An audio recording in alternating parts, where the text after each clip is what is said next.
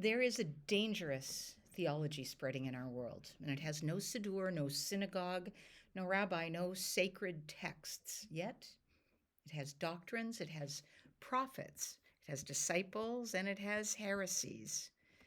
I'm talking about incel culture.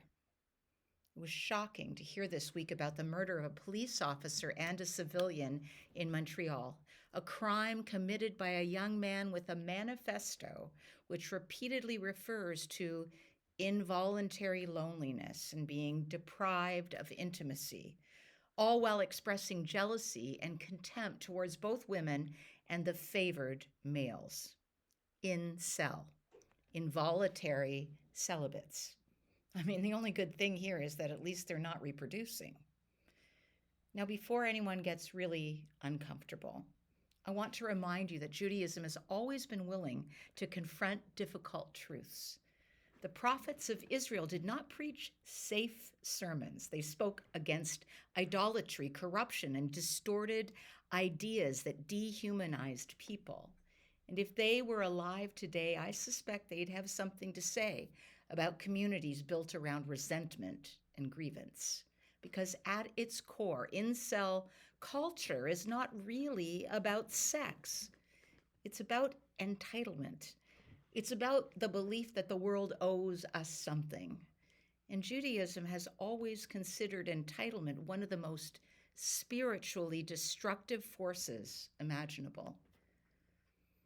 In our Torah, this week, or frankly, in almost every week's Torah reading, we encounter people who believe they deserve more. Korach believes he deserves Moses' position. The spies believe they deserve certainty before courage. The Israelites believe they deserve Egypt's food without Egypt's slavery. And Balaam believes he can manipulate God for profit. Again and again, our Torah reveals that suffering itself does not make us righteous.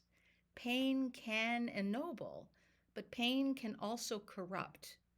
Being wounded does not automatically make us wise, and being lonely does not automatically make us virtuous. Does that sound harsh? Judaism has never romanticized victimhood. The Talmud teaches who is honored, one who honors others. Not one who demands honor, not one who believes that honor is owed. Honor is reciprocal. Love is reciprocal. Relationships are reciprocal. No one is entitled to another person's affection. No one is entitled to another person's body. No one is entitled to another person's attention.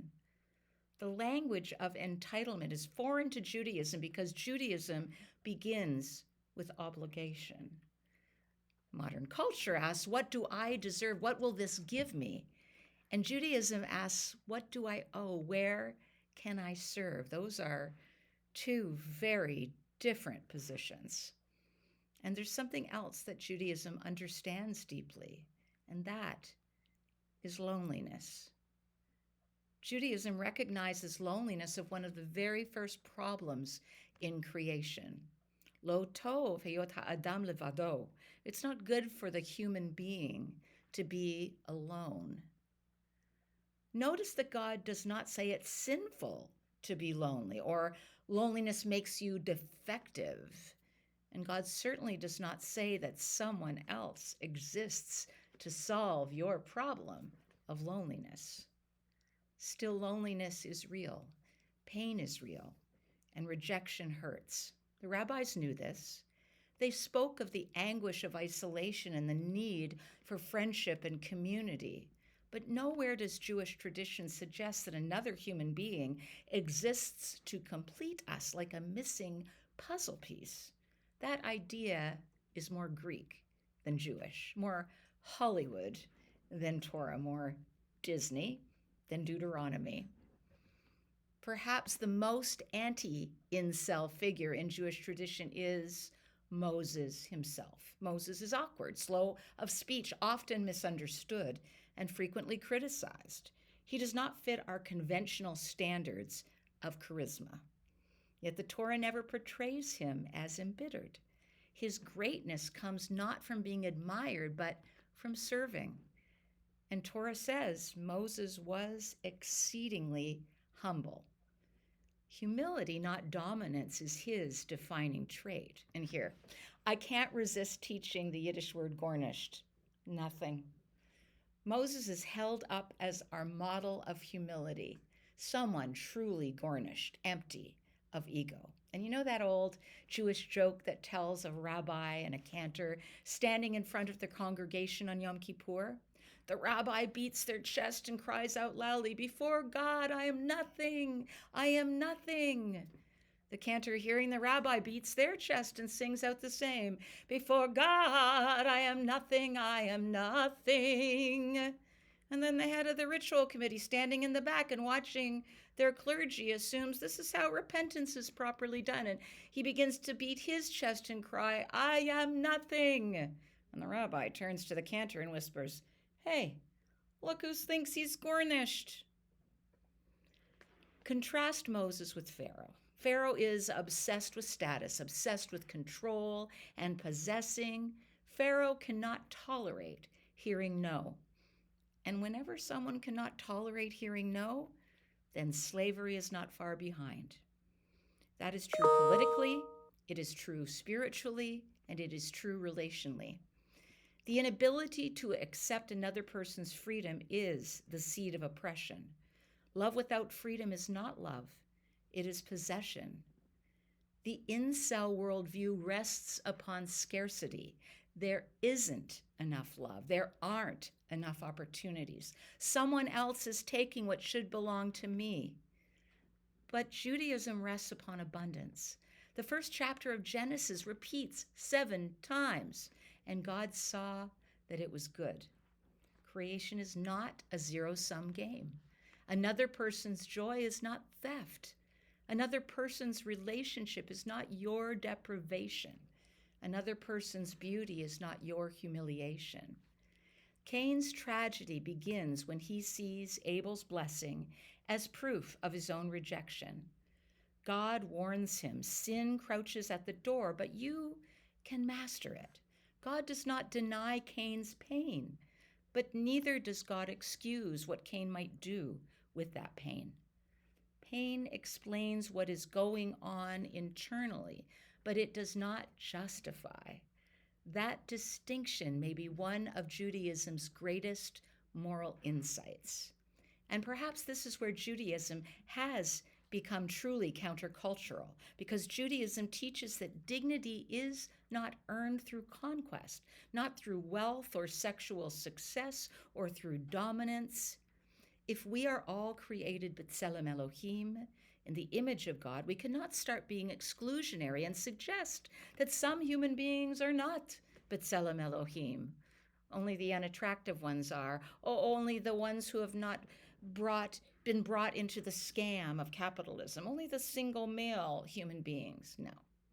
Our Torah teaches that all human beings are, and this includes the lonely, the rejected, the angry, and obviously including the women whom incel culture often treats as objects rather than images of God. Being made in the image of God demands reciprocity, mutuality, respect, freedom. Without those, there can be desire and self-serving passion, but there cannot be holiness. The Rambam wrote that a person becomes what they repeatedly do, not what they feel, not what they fantasize. They become what they practice. Resentment, practiced daily, becomes bitterness.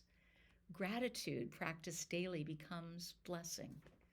Compassion, practiced daily, becomes good character. The rabbis understood something that our modern algorithms often forget. It is our community that shapes souls. Spend enough time among cynics and cynicism becomes sacred. Spend enough time among people who glorify grievance, and grievance begins to feel like truth. I will never forget a simple story I read years ago, and it's an age-old parable of perspective, which begins with 2 newcomers arriving in a city, and it goes something like this. The first newcomer asks Are the people in the city nice or are they miserable?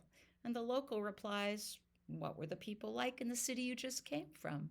The newcomer says they were nasty, angry, and they lived to cheat each other. And the local simply answers, well, those are exactly the type of people you'll find here. Then the second newcomer visits the same local on a different day and asks the same question. And the local again asks, how were the people in the town where you come from? The newcomer smiles and said, they were sweet, they lived in harmony, and they always cared for one another. The local nods and says, those are exactly the type of people that we have in this city. And this is why Judaism insists upon chavruta, upon community, friendship, study, and acts of kindness, not because people are meant to live perfect lives, but because they are not meant to live alone. We need alone time for sure, some more than others, but we do need people. My mother always told me to choose my companions wisely, and she was so right. I taught my children the same thing. In our world today, which is obsessed with status, sexual conquest, Judaism has this to say: you do not need to become an alpha. Abraham was not an alpha, Jacob was not an alpha, and Moses was certainly not an alpha. The Messiah we await, according to our prophets, rides not on a war horse, but on a donkey. Judaism has always distrusted the mythology of domination.